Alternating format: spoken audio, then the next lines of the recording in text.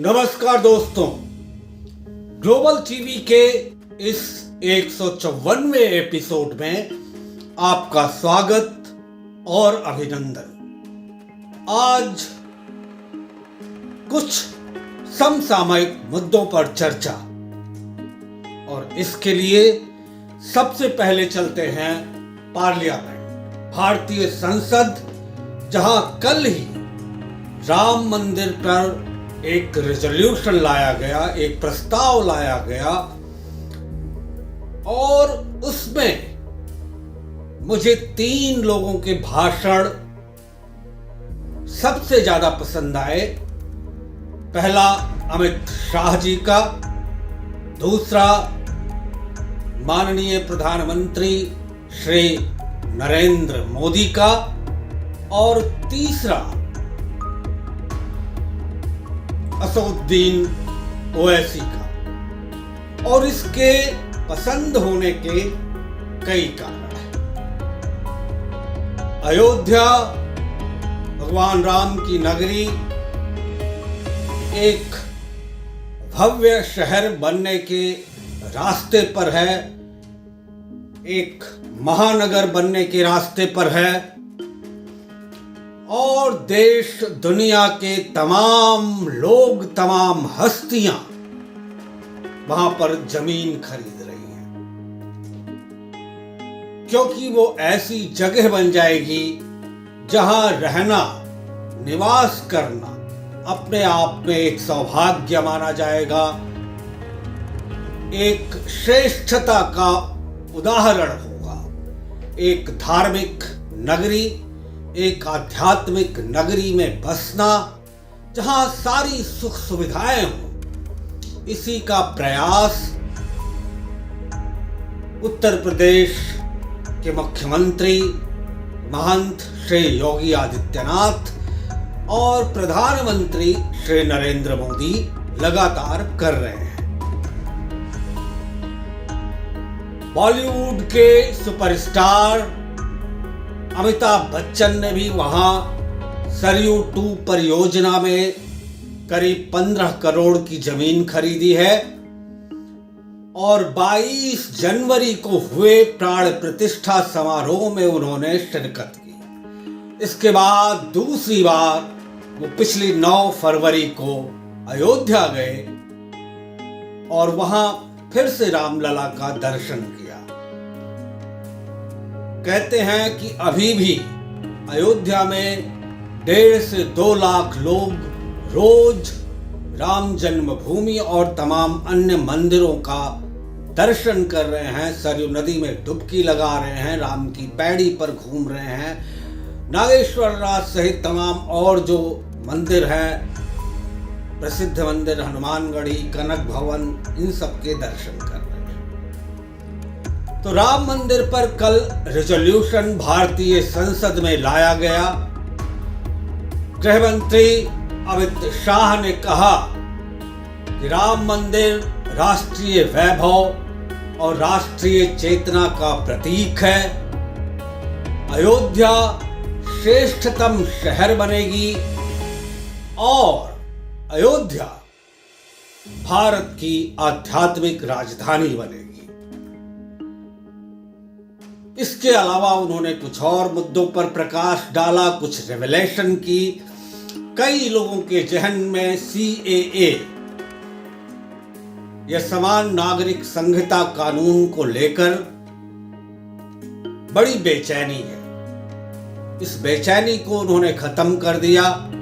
कल ही भारतीय संसद में उन्होंने कहा कि CAA या समान नागरिक संहिता कानून ये लोकसभा चुनाव के पहले लाया जाएगा। बहुत सेंसिटिव मुद्दा है, और अगर CAA कानून बन जाता है तो भारतीय जनता पार्टी के घोषणा पत्र में, भारतीय जनता पार्टी के अपने संविधान में जितने भी मुख्य बिंदु हैं वो पूरे किए जाएंगे, पूरे हो जाएंगे। जम्मू कश्मीर से आर्टिकल 370 और 35A हटाना, अयोध्या में राम मंदिर बनना और अब CAA या समान नागरिक संहिता कानून लागू होना। इसके अलावा प्रधानमंत्री श्री नरेंद्र मोदी ने लगभग वही बात फिर कही। उन्होंने कहा कि आशावाद और निराशावाद, जी हां, जिस तरह से ऑप्टिमिज्म होता है या आशावाद होता है, ठीक उसके विपरीत निराशावाद भी होता है। निराशावाद कुछ हो ही नहीं सकता। आज जब दुनिया के तमाम सारे मोटिवेशनल स्पीकर्स, पॉजिटिव थिंकर्स आपको आशावाद की तरफ ले जाते हैं, आशावाद की बात करते हैं, कई सारे वामपंथी विचारधारा वाले, यहां तक कि अमेरिका में बहुत सारे इंटेलेक्चुअल्स निराशावाद की भी बात करते हैं। तो जैसा अमित शाह जी ने कहा कि 2024 का लोकसभा चुनाव आशावाद और निराशावाद के बीच का चुनाव है, तो ये बात भी बहुत ही महत्वपूर्ण है। इसके अलावा असदुद्दीन ओवैसी बोले।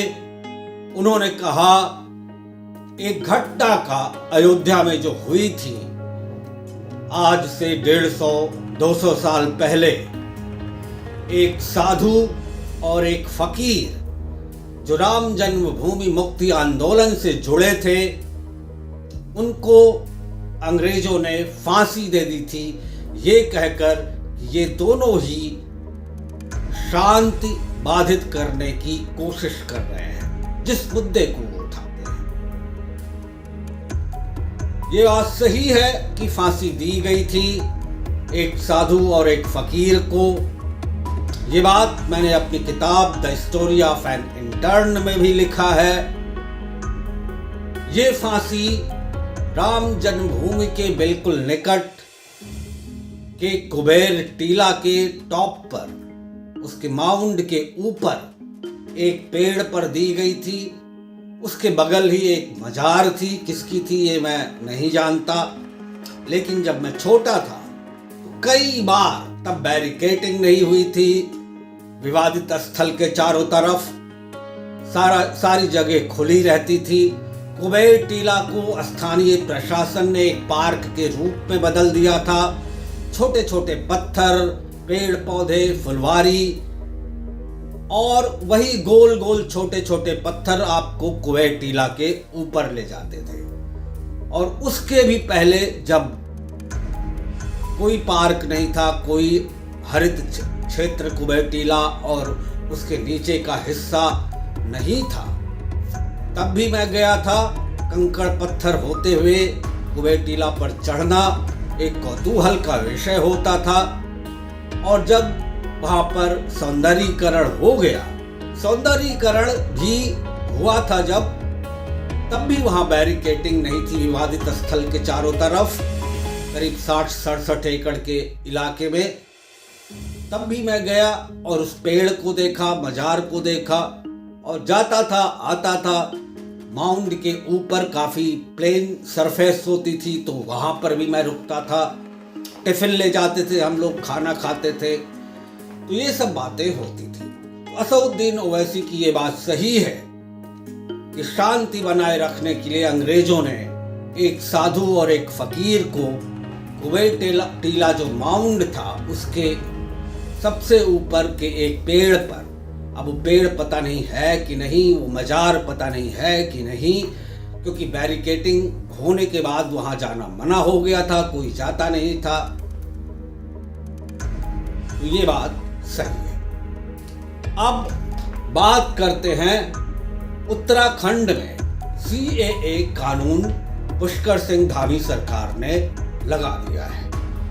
कानून बन गया है और तमाम सारे इससे भी जुड़े जो अंतर्मन के गुबार थे मुस्लिम समुदाय में, जो गुस्सा था वो किसी और रूप पे एक एनक्रोचमेंट को जब हल्द्वानी के प्रशासन ने गिराया तो एक उग्र मुस्लिम समुदाय की भीड़ ने पुलिस वालों को मारा पीटा, और इतना मारा पीटा कि महिला पुलिस सहित उनको भी नहीं छोड़ा।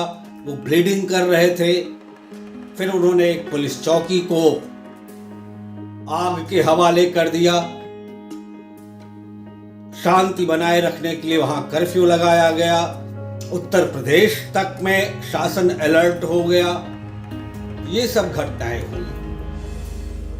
प्रधानमंत्री नरेंद्र मोदी ने एक बात और कही है कि इस समय देश एक बहुत बड़ी महाशक्ति बनने के कगार पर खड़ा है और इसके लिए सबके सहयोग की जरूरत है। देखिए, ये बात सही है।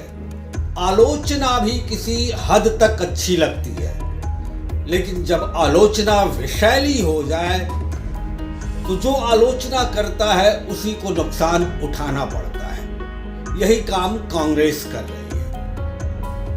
आलोचना आप करें, स्वस्थ आलोचना करें, प्रतिस्पर्धा में बने रहने के लिए आलोचना करें तो बातें अच्छी लगती हैं। प्रधानमंत्री नरेंद्र मोदी ने ये कहा कि देश बहुत बड़े मुहाने पर खड़ा है और महाशक्ति बनने के कगार पर है। ये बात लगभग सभी स्वीकार कर रहे हैं कि पिछले 8-10 सालों में देश में बहुत सारे विकास के काम देखने को मिले हैं। इंफ्रास्ट्रक्चरल, साइंटिफिक, रिलीजियस, सोशल, हर तरह के। और भारत 5 से 7 ट्रिलियन की इकोनॉमी आने वाले 2-1 सालों में बन जाएगा। ये तमाम सारी वैश्विक संस्थाएं मानती हैं। एक बात और, इससे जुड़ी हुई या यूं कहें वैश्विक समुदाय से जुड़ी हुई, और इस बात का जिक्र मैंने पिछले एपिसोड में भी किया था। एक अवार्ड विनिंग इंटेलिजेंस और डिफेंस एक्सपर्ट होने के नाते मैं, जिसको कई जगह से पुरस्कार मिला है, सर्टिफिकेशन मिला है,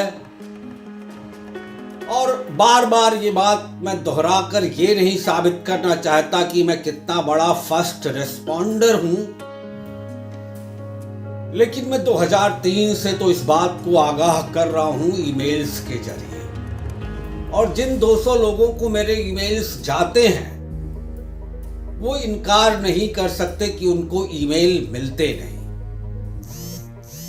मैंने इराक रीबिल्डिंग ऑपरेशन के दौरान भी तमाम सारे सुझाव भेजे।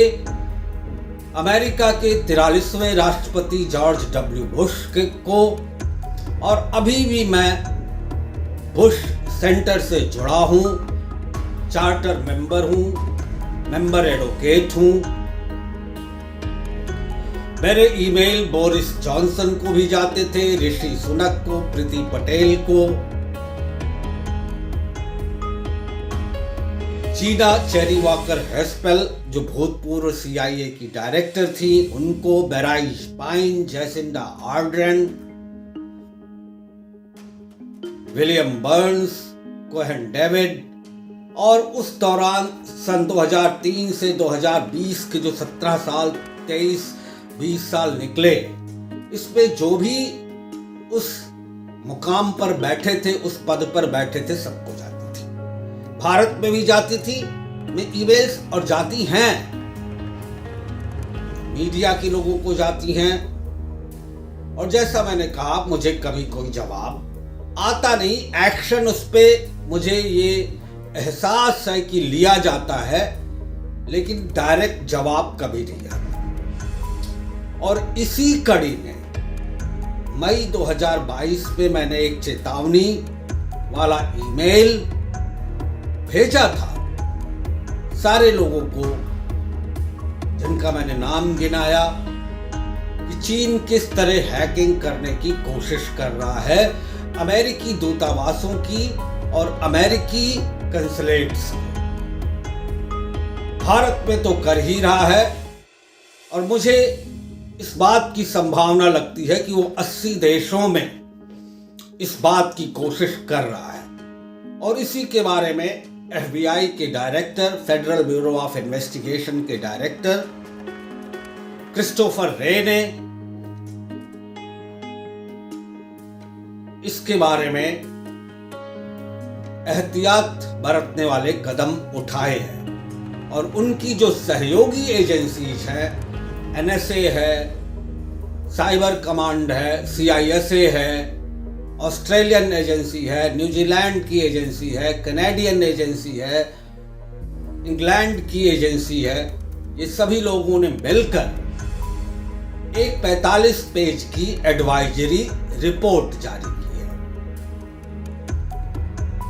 उस एडवाइजरी रिपोर्ट के साथ साथ एक हाइव मालवेयर का जिक्र किया गया है जो अमेरिकी संस्थाओं में इंस्टॉल करने की कोशिश किया जा रहा है अमेरिकन सिस्टम्स में।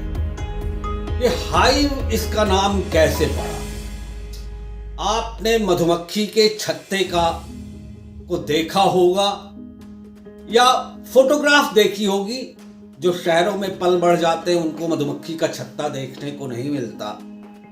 तो मधुमक्खी के छत्ते को अगर आप ध्यान से देखें तो उसमें सेल्स बनी होती हैं। एक खाना दूसरे खाने से मिला होता है, दूसरा खाना तीसरे खाने से मिला होता है, तीसरा खाना चौथे खाने से, चौथा पांचवें से, पांचवें छठे से, ऐसे हजारों खाने होते हैं, हजारों सेल्स होती हैं। तो इस मालवेयर का नाम हाइव मालवेयर इसीलिए दिया गया है कि ये मधुमक्खी के छत्ते के खानों की तरह एक दूसरे से कनेक्टेड है।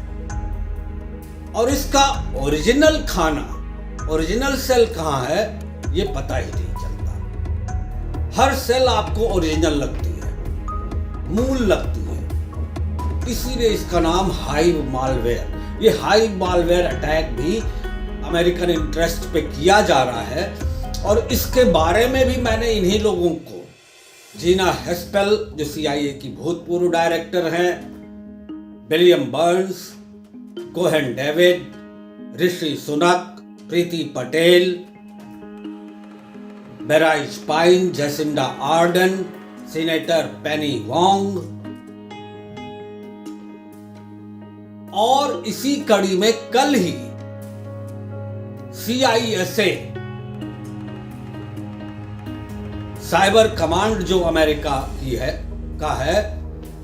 उसकी डायरेक्टर जो मेरे लिंक्डइन पे 29 दिसंबर 2017 से जुड़ी हुई हैं, जिनका नाम है मिस जेन ईस्टरली। मैं फिर से रिपीट कर रहा हूं, मिस जेन ईस्टरली। लिंक्डइन पर ही मैंने उन्हें पूरी रिपोर्ट फिर भेजी है। उनको मैं पहले भी 2-4 मैसेज भेज चुका हूं। अब देखने वाली बात यह है,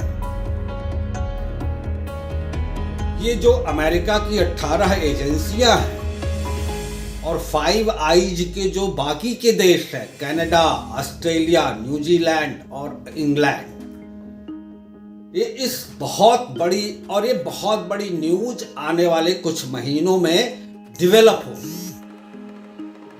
ये मामूली घटना नहीं है। जैसे मैंने कहा था, प्रत्यक्षम किम प्रमाणम, ह्यूमन इंटेलिजेंस और साइबर इंटेलिजेंस का ये मिला जुला अटैक है। और इसका ओरिजिन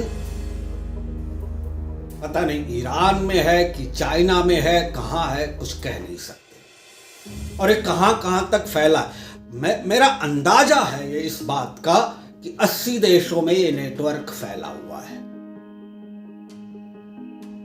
तो उस अटैक को तो नल कर दिया गया है, लेकिन फिर अटैक नहीं होगा, क्योंकि चाइना तो लगातार कोशिश करता है और millions of attack, cyber attack रोज ही अमेरिकन और बाकी के देशों के, वेस्टर्न देशों के और तमाम देशों पर होते रहते हैं। तो ये साइबर वारफेयर का युग है।